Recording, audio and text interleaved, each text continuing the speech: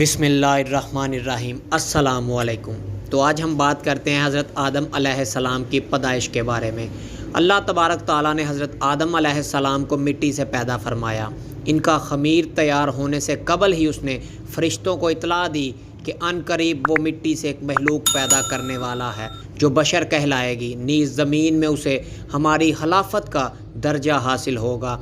آدم کا خمیر مٹی سے گوندھ لیا گیا، ایسی مٹی سے گوندا گیا جو نت نئی تبدیلی قبول کرنے والی تھی۔ جب یہ مٹی پختہ ٹھیکری کی طرح آواز دینے اور کھنکھنانے لگی تو اللہ تعالیٰ نے اس جسد حاکی میں روح پھونکی۔ وہ اچانک گوشت، پوشت، ہڈی پٹھے کا انسان بن گیا اور شعور و عقل، جذباتی کیفیات، حس اور ارادے کا حامل نظر آنے لگا۔ جب حضرت آدم علیہ السلام کا وجود مکمل ہو گیا تو حضرت آدم علیہ السلام سجدہ شکر بجا لائے اور چھینک ماری۔ اس پر آپ نے پڑھا الحمدللہ رب العالمین۔ فرشتوں نے کہا یرحمک اللہ، اللہ نے انسان کو مخلوق میں سب سے بہتر بنایا، جیسا کہ ارشاد باری تعالیٰ ہے، بلا شبہ ہم نے انسان کو بہترین انداز سے بنایا ہے۔